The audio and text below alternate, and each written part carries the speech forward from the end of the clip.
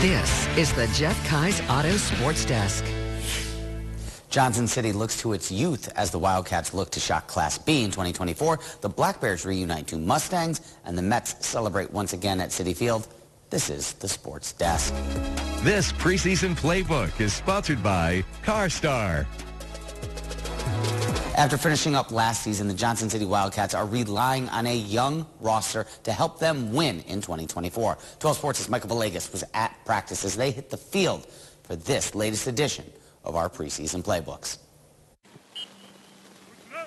On a chilly morning at 8 a.m., Johnson City Wildcats held their second practice of the season, with some overcast and light rain falling throughout practice. After winning 2 games last year, the Wildcats are hoping the weather isn't a foreshadow for the upcoming season. We have 9 returning, so a lot of inexperienced kids and young kids coming up for varsity for the first time. So we got a lot of learning to do out of the gates, but we'll get where we need to be. As the senior captain, Sam Ross is tasked with getting the young players up to speed to minimize growing pains. But that has its challenges. You know how people are, like younger people is. It's just, they like to goof around, and keeping them in line sometimes is a little difficult, but I say overall we're doing good with it. In his 6 years at the helm, Coach Place says that he's usually had a senior-laden roster, but he's looking forward to the many changes to this year's team. The youth on this team is kind of exciting for me, just because it's something we haven't done, and to see somebody new at quarterback for the first time in 3 years, because we had a 3-year starter just graduate. As seniors and leaders on this team, Sam Ross and Felix Morales look back on their favorite part about being a Wildcat. I would say the community around us. I mean, as much as I give grief to a lot of these guys, I have complete faith in them, and I know they would help me out if I needed help, and I would do the same for them. It's how everybody comes together. Everybody comes to the games, showing support. You know, it's like a whole family. Or actually family, as Felix is playing his final year with his younger brother, Finesse. You know, it's actually pretty good. It's fun. It's like how we were back then, but now we can really play each other physically. And like any big brother, he has high hopes for his sibling. I hope he gets better than me, yeah. As for Coach Place, his goals for this season are self-explanatory. The expectations for a young team like this is, I know it sounds cliche and I say it every year, but just try to improve every day.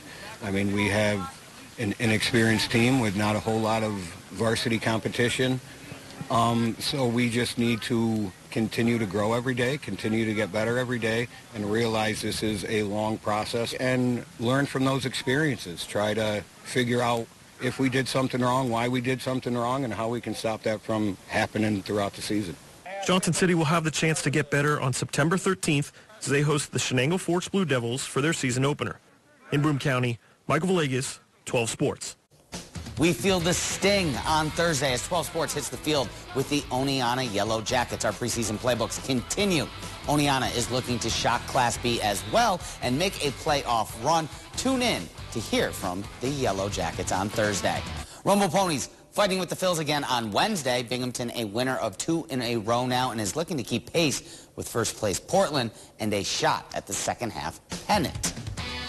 Ponies a winner thanks to a walk-off single from Matt Ruddick. Binghamton with 2 runs in the bottom of the 9th. First, a Jalen Palmer double that scores Rowdy Jordan. Then Ruddick driving in Palmer 2 batters later. Ponies, winners of 3 in a row, currently sit 7 back in the playoff race. Mets and O's in afternoon baseball. Amazings walk it off as well. This is the second time in 3 days. Jesse Winker with a solo shot in the bottom of the 9th. Mets take 2 of 3 from the then first place in the AL East. Orioles, New York, a game and a half back of Atlanta at the moment in the final wild card spot. And Orioles not in first place anymore. That's because a big win on Wednesday for the Bombers over Cleveland. Aaron Judge and Juan Soto, all 8 of the Yankees' runs batted in. Judge, 3 RBI on a pair of home runs. Soto with 5 RBI from a homer and a double. Yanks take over first place in the AL East with the 8-1 win. And the Binghamton Black Bears are now just 2 months away from starting up the season and the defense of its Commissioner's Cup. The team has been active all offseason in locking up its championship core, but that doesn't mean there is not still plenty of room for a couple of rookies on the bench either.